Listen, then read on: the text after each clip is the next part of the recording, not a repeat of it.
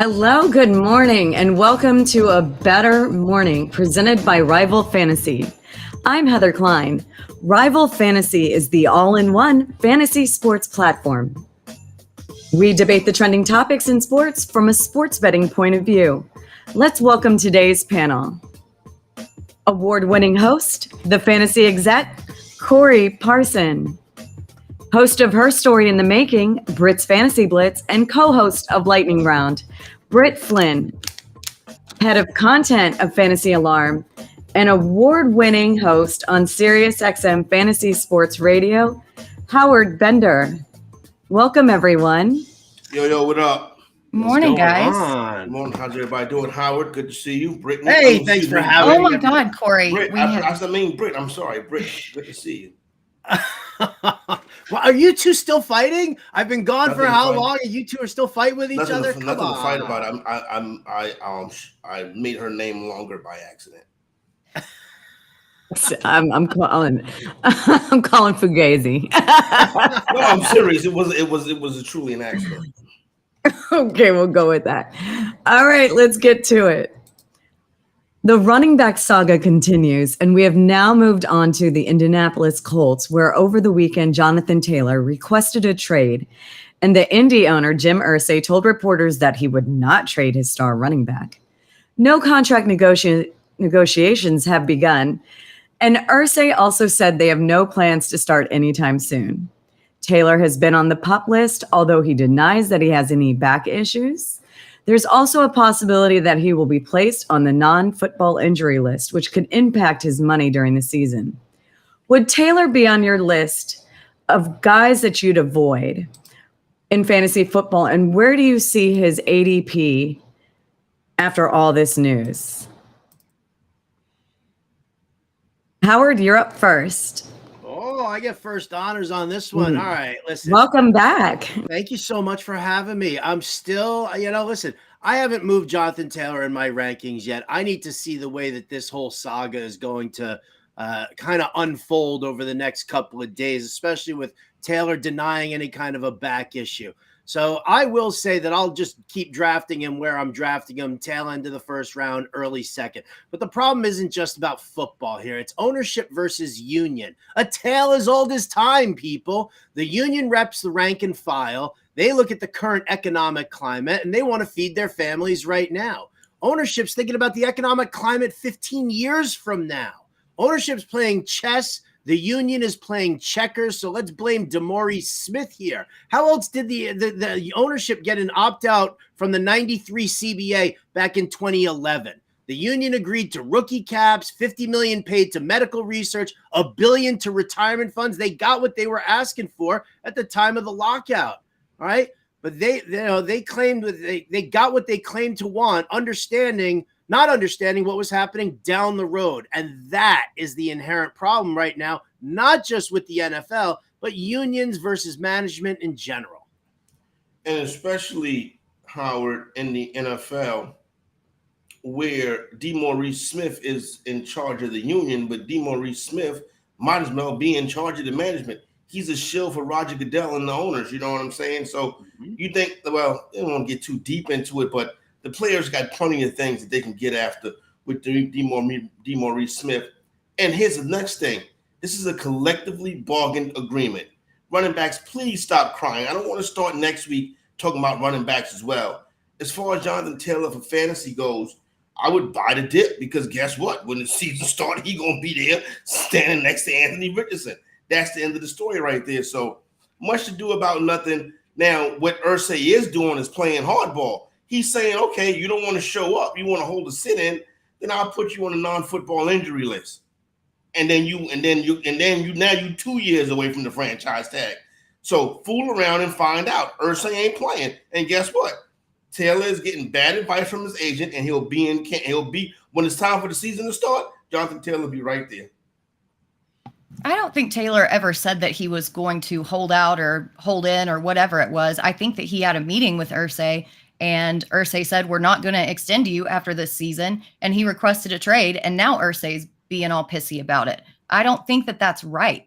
Aside from that, I could go on and on about that, but Taylor was already on my list of people to avoid at ADP I put out an article way back after the draft on Fantasy Alarm, and this makes me even more concerned. I'm looking at a lot of what the high stakes players are doing, and this weekend, Taylor's ADP fell to the 305, which is concerning that it dropped that much just with a little bit of news. The fact that the Colts are playing hardball with their best player and making it public is just so extremely messy and dirty. And if they're willing to air that much dirty laundry in public, just imagine what goes on in private.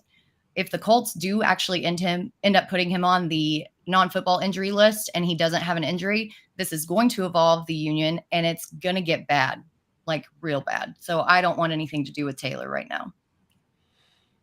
I mean, I just don't see it. I mean, it makes no sense to hold out. I mean, you can put the trade forth and see what happens. I mean, Irsay is not a moron. Does he want to fight this or have this kind of nightmare headache? Or if somebody comes along and makes a trade offer to him, is he going to do that? Could the Chargers turn around and be like, yo, we'll give you Eckler and a second-round draft pick, and you give us Jonathan Taylor, and easy peasy, and we're done. And Irsay's not a moron. He would do something like that. Eckler fits that mold a little bit better in Indy anyway. I just, again, I think the huge problem here is that everybody wants to renegotiate a deal. You sign the deal. That was it. I get it. The thing about it, Howard, is the dude sat up there in OTAs in front of the podium and said, I got to play through the course of my contract. He said that a couple months ago at the podium. And everybody forgot about that. Now they think he's in the poorhouse like the rest of the running backs. Irsay is just saying, listen, you're not going to play like this with me. So you're going to, if you don't get here, then you're going to be on a non-football injury list. And then now you're 2 years away. Now, as far as him not saying that he's not going to negotiate a contract at the end of the season, I'm not sure the validity of that, but it's either going to be an extension or a franchise tag.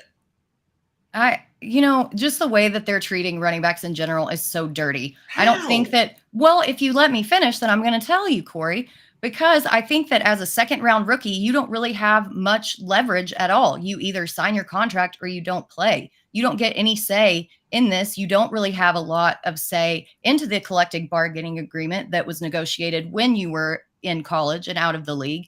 You don't have much say in that contract. And by going into that contract, you expect the owners and management to negotiate a good faith agreement with you, that if you are one of the best players on this team, that they're going to reward you for that. And so far they haven't been. And it's a league-wide problem that really needs to be addressed. It's not about people crying. It's about They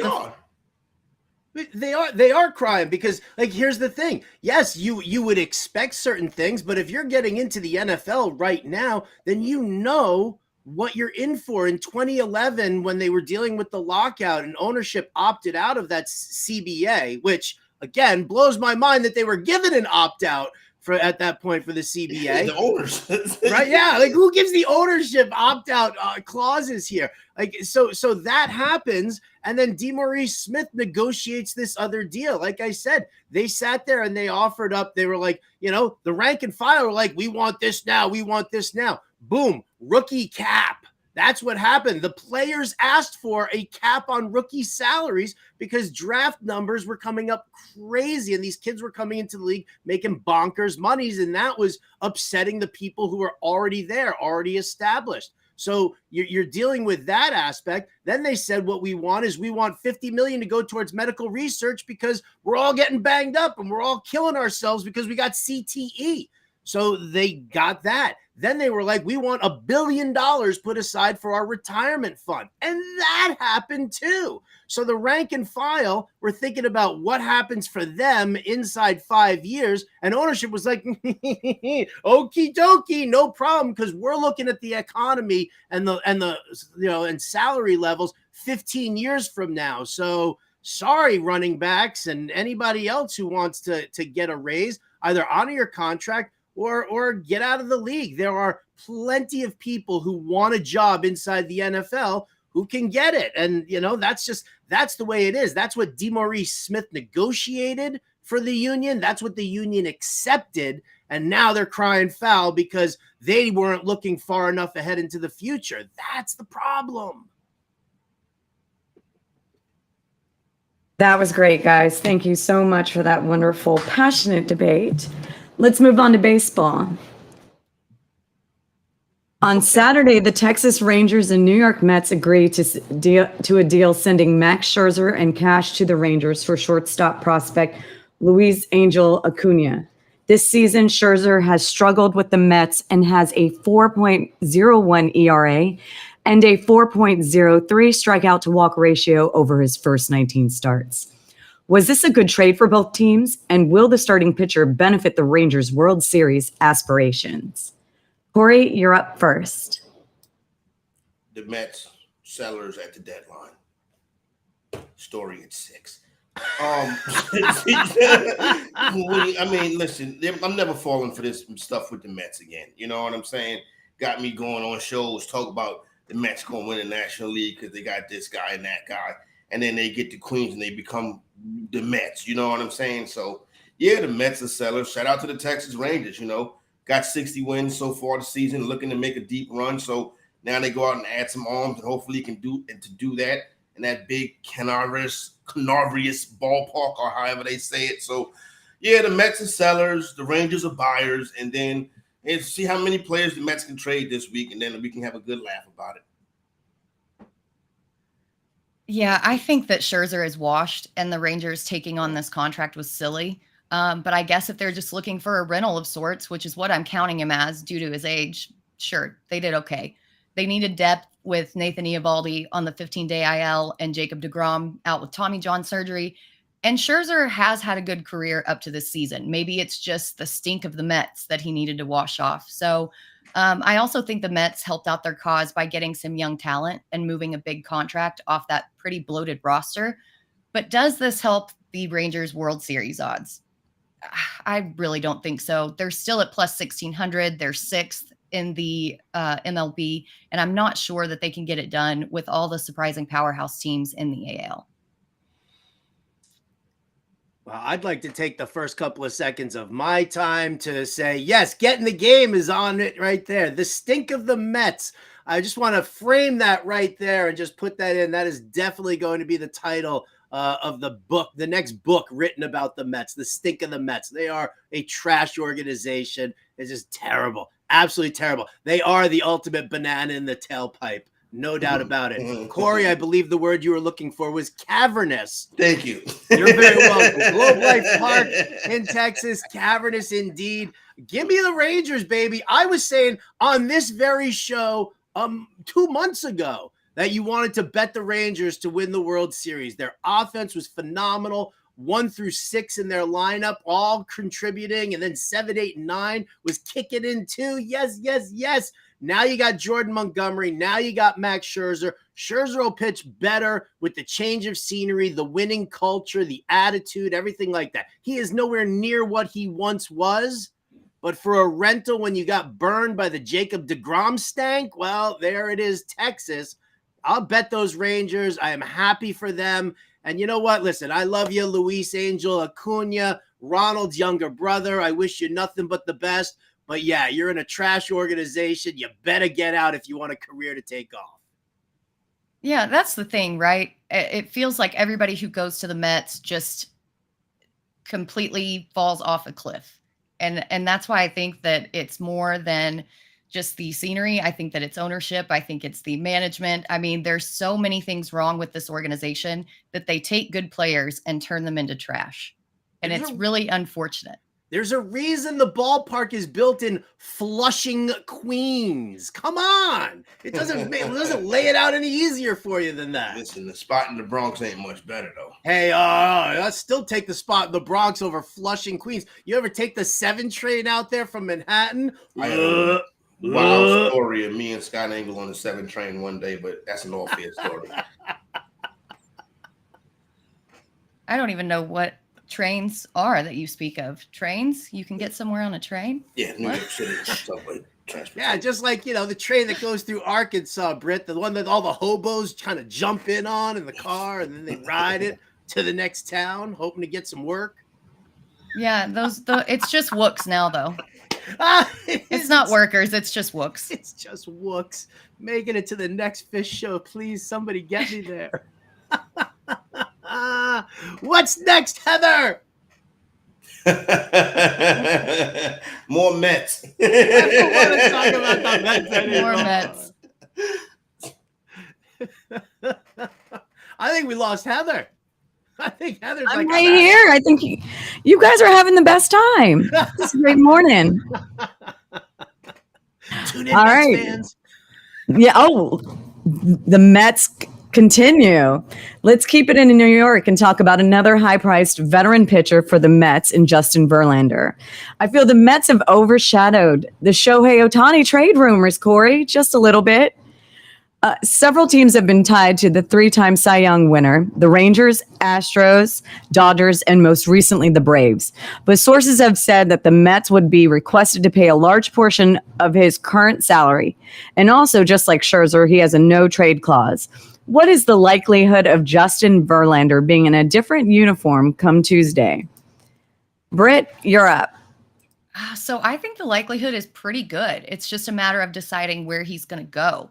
We already established that the Mets are clearly sellers, and there are several teams trying to bulk up their roster before crunch time as injuries really take a hold.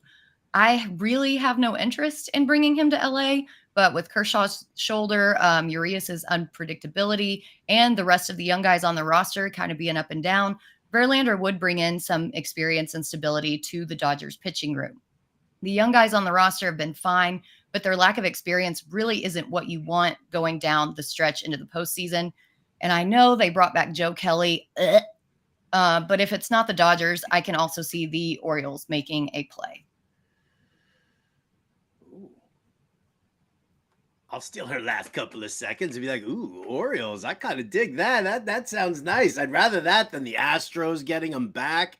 Or the Dodgers adding another arm. Listen, Verlander, again, like Scherzer, not what he once was. Not the crazy dominant performance that you used to seeing here. But you know what? In playoff time, I'll take it. I'll take Scherzer. I'll take Verlander. I don't think the Braves, I know the Braves, are named here, but I think that's just kind of to upset the apple cart because there's no way that the Mets want to trade him within the division. Not even just about seeing him next year. They just don't want the Braves to win it all. So I don't mind him going to the Dodgers. I could see them, doing that. The Mets will eventually pick up some of that salary. They're trying not to get burnt, but that organization is toast. Put some butter on them. Yes.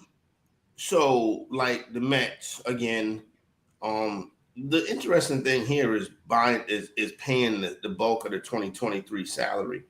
And you got to get me like a real good prospect in return if I'm going to continue to pay this guy.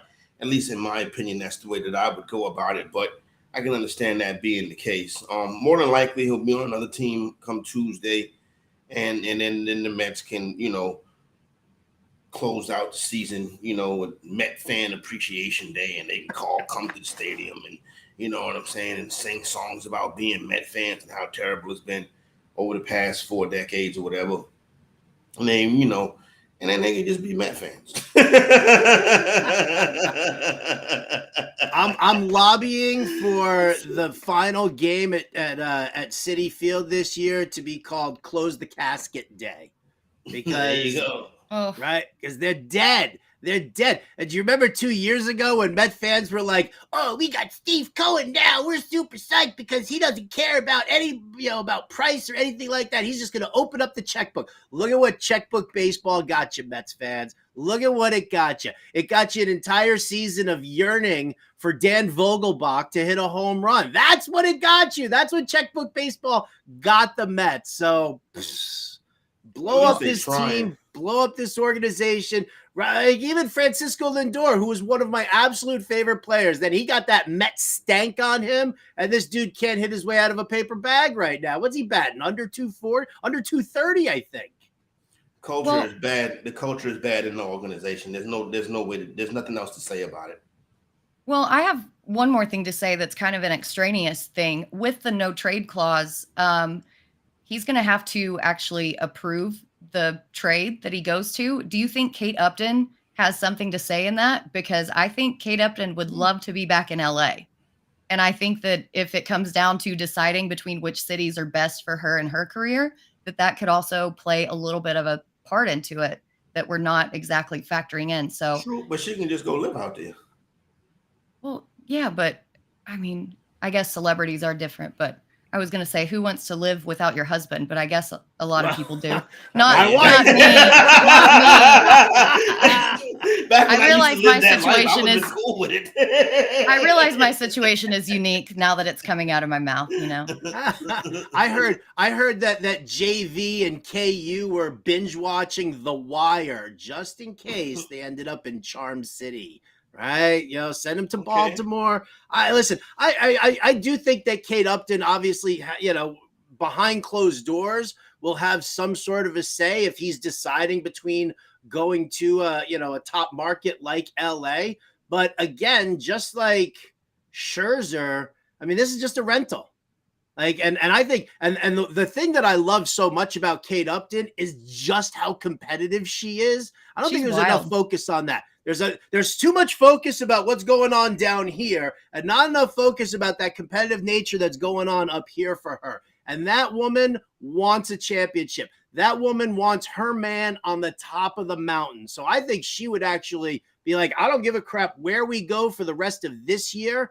Just give my man that World Series ring again. If we had more time, I'd tell you what I like about Kate Upton, but you got to go to the next topic. Oh, Corey. I believe the word you were looking for there, My Corey, gosh. was mountainous. Not yes. Thank you very much. I'm playing the room all evening. Try the veal. You'll be here all night, Howard. You'll be here all night. Oh my gosh. Speaking of the off-air stuff we were talking about. Okay.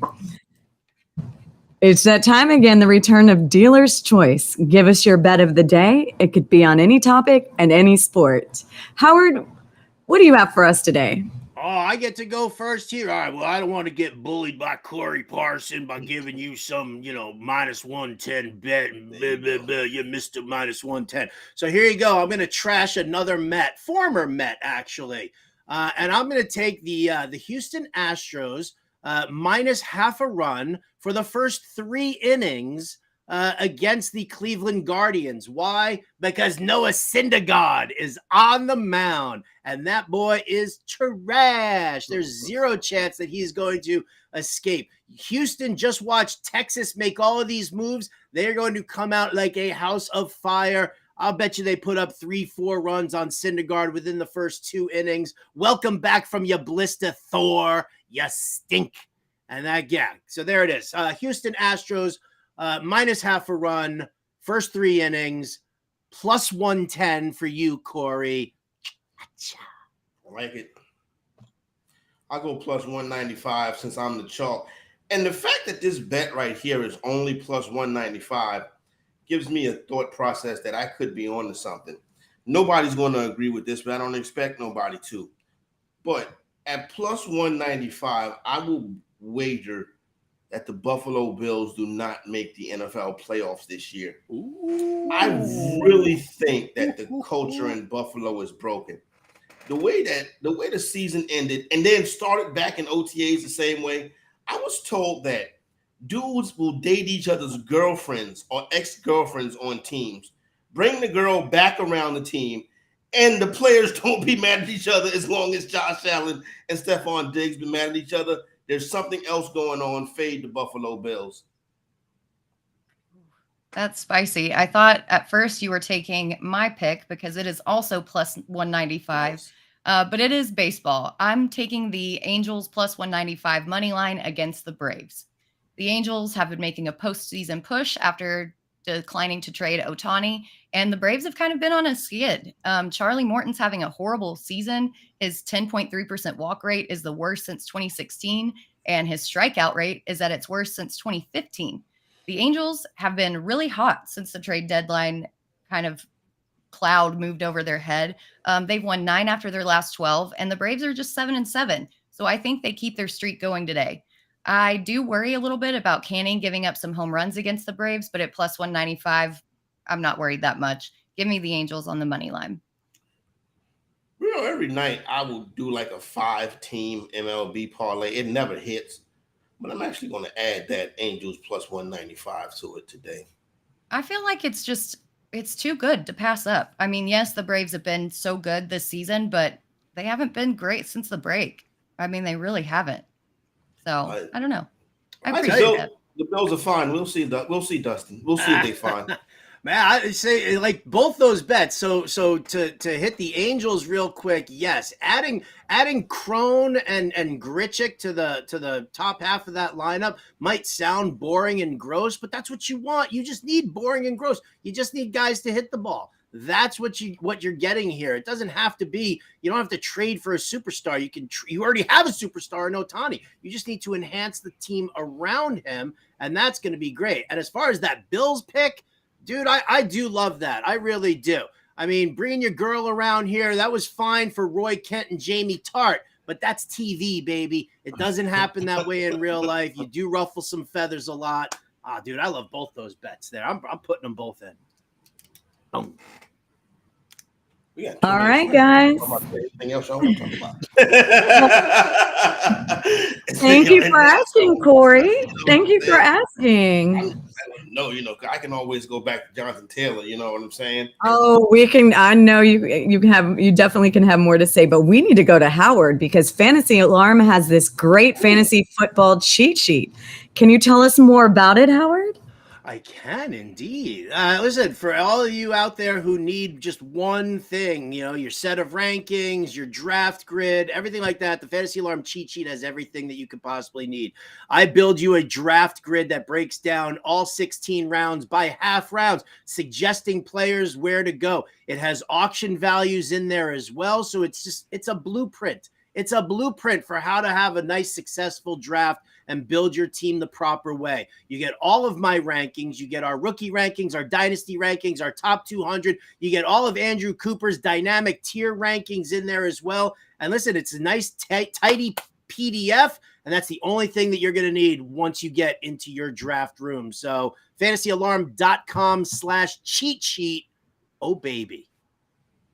There you go. You have 45 seconds left. Corey, do you have anything left to say about Jonathan Taylor? Jonathan Taylor needs to get to camp so we can see how the Indianapolis Colts rushing offense looked like when Anthony Richardson and Jonathan Taylor. And Jonathan Taylor won all of this money. He's had one good season. Well, really 2 good months.